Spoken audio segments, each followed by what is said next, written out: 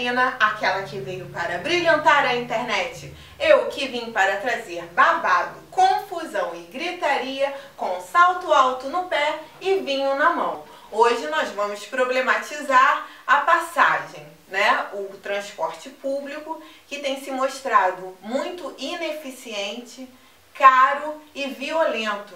Como nós vimos vários episódios aí de seguranças batendo nos cidadãos na hora do trabalho. Opa, larga o cara, larga o cara, larga o cara! Larga o cara, larga o cara, larga o cara! Larga o cara, larga o cara! Larga o cara! Larga o cara, larga o cara! Larga o cara! Larga o cara! Causando aqui, ó!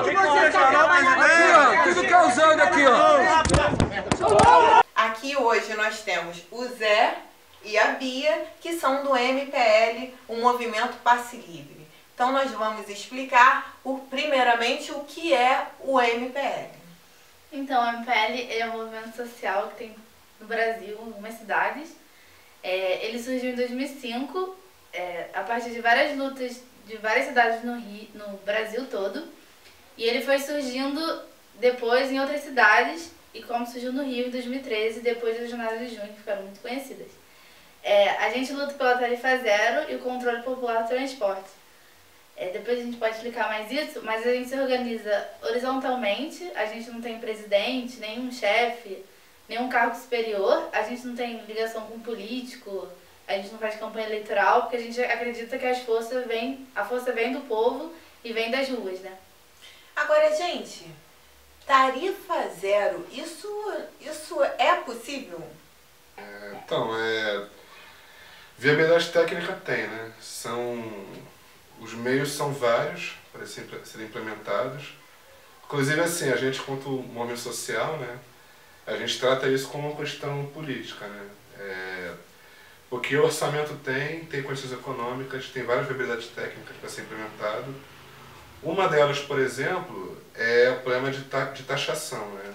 Porque, em primeiro lugar, o problema da tarifa é que só o pobre paga pelo transporte, né? Acho que isso que é o principal problema. E isso causa vários problemas no transporte público, que a gente vai dizer aqui na entrevista, de exclusão das pessoas, do modelo de transporte, como ele é precarizado, porque ele é pensado para arrecadar mais tarifa, para fazer mais gente pagar tarifa, né? Então cortam ônibus, cortam modais, né? Eles vão afundando as pessoas em trem, metrô, ônibus, tudo superlotado, né? E com a tarifa zero é uma forma da gente repensar o custeio, né? Que, em primeiro lugar, a gente está repensando agora o seguinte, quem que deve pagar pelo transporte, né? São os trabalhadores, né? A gente que é classe trabalhadora que trabalha para usar o transporte, né? E outros empresários pela cidade que se beneficiam do nosso trabalho, eles não pagam nada pelo transporte público, né? Pelo contrário, eles são desonerados, né? Tem várias taxações que não recaem sobre eles. E a tarifa zero é um meio bem simples, assim, né? A grosso modo, para começar, seria não cobrar mais tarifa, né, dos usuários, acabar com esse custeio direto aos usuários e mudar de onde vem a cobrança, que seria ou se chama de receita pública, por imposto, por taxação, mas o mais importante é que esse custo não recai sobre o trabalhador e sobre o mais pobre. Então isso já muda muita coisa, né? Muda, em primeiro lugar, o acesso, claro, ao transporte, né? Por exemplo, ninguém que não tem dinheiro vai ser impedido de usar o transporte público, então quem é desempregado, quem é informal, né, já vai ter acesso a esse transporte, né? Não vai ter que ficar preso. Agora, Zé, você falou uma coisa muito importante. Como que afeta isso, né, na empregabilidade, né? A pessoa deixa de ter um emprego legal e você vê também que, assim, as pessoas que têm um poder aquisitivo, né, maior, elas moram próximo ao seu trabalho, né?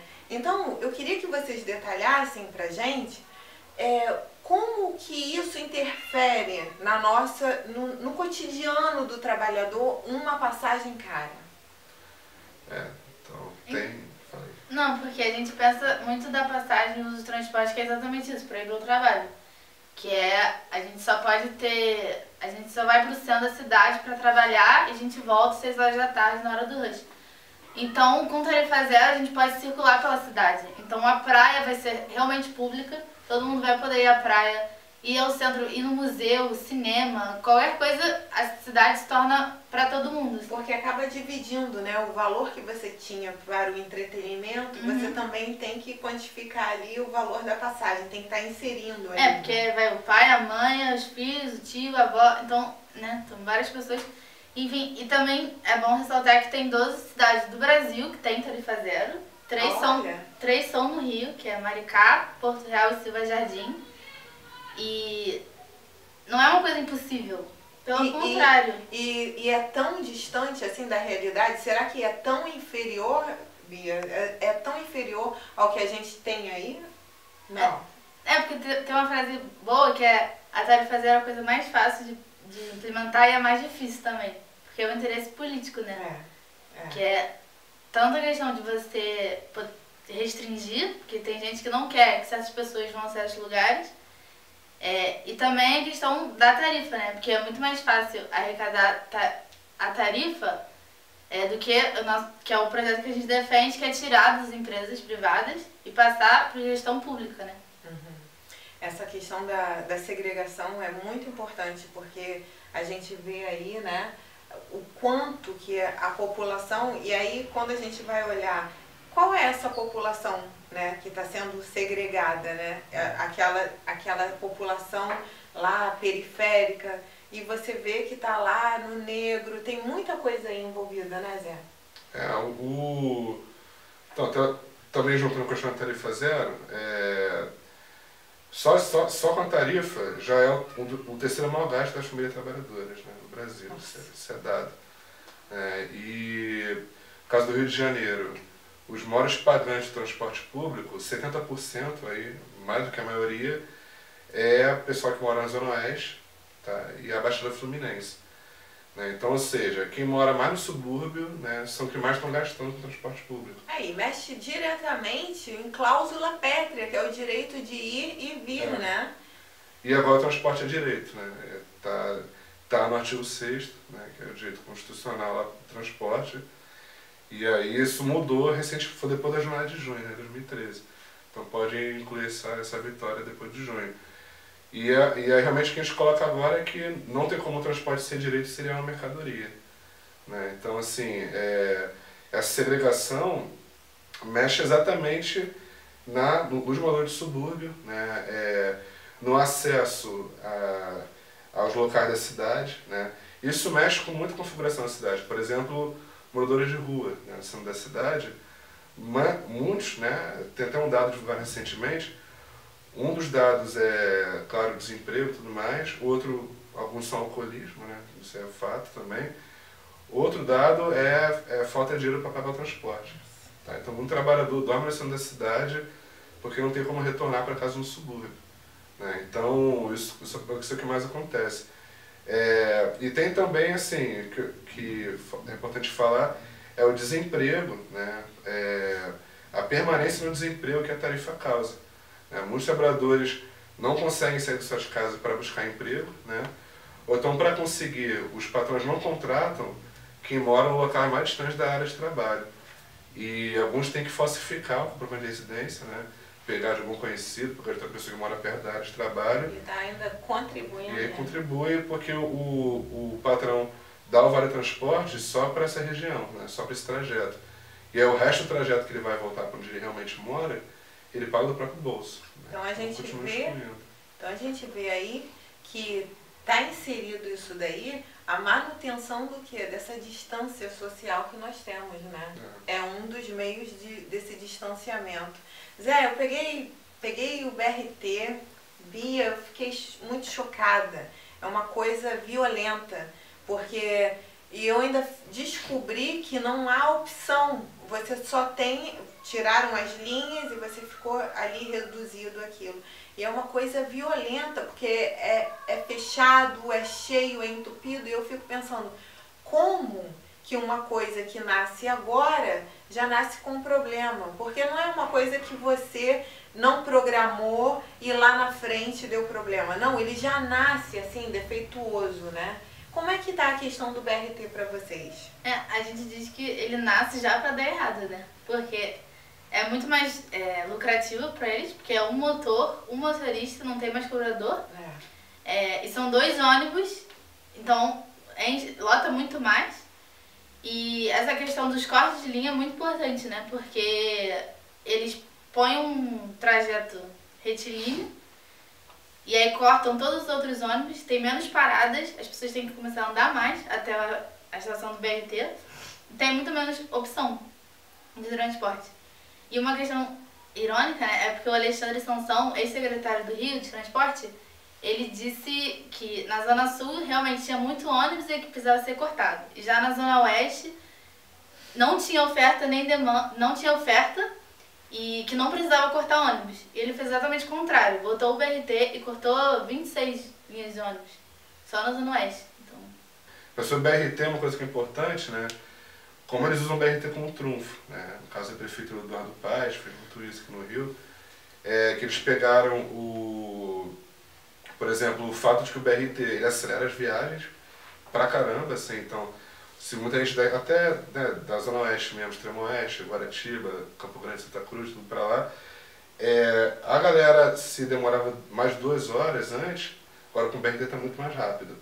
Só que é potente você perceber o discurso do poder público na época, que era dizer o seguinte, é o mesmo valor da tarifa e a passagem está mais rápida. Ou seja, já é um discurso desde aquela época, desde 2012, quando começaram a implementar o Transoeste, para aumentar a tarifa de ônibus. Ou seja, eles vão aumentar a tarifa porque o trabalhador está indo mais rápido, já usa isso como argumento. Claro que o aumento da tarifa não tem a ver com isso, mas a tarifa agora é constante, é um processo cíclico que eles têm sempre que aumentar, né, porque é um processo automático desse modelo de transporte, né, que é o ciclo vicioso das tarifas de ônibus, né, que a gente chama dessa forma porque à medida que os custos aumentam, em primeiro lugar o empresário pensa para quem ele vai jogar esse custo, que é para a classe trabalhadora e para os usuários, né, que são os que pagam diretamente, sobre esse que é a mais pobre. Ele aumenta a passagem, né, aumenta as tarifas de ônibus. O processo automático é o quê? As pessoas passam a ter menos acesso a esse transporte, passam a usar menos o transporte. Né? O ônibus, eu falei, em geral pode ser trem, pode ser metrô, tanto faz. As pessoas passam a usar menos esse modal, passam a ser excluídas do transporte público. Né? E à medida que tem menos gente pagando por esse transporte, para o empresário isso também acaba sendo uma perda. Né? Então ele começa a ter que fazer o que para repor essas perdas? Ele começa a cortar gastos. Então é por isso que ele corta a linha de ônibus, ele corta frotas, demite rodoviários, tira cobrador, né? Vai botando o método menos custoso possível para coincidir, né, com o aumento da tarifa de ônibus. Ou seja, quem absorve esses custos somos nós, os trabalhadores. Isso, né? Nós sempre ficamos com o ônus, né? Há uma ilusão de que você é livre, né? Então, como é que a gente pode encontrar, a gente pode se encontrar, né? Para a gente poder se mobilizar? Quais são as páginas, como encontra vocês?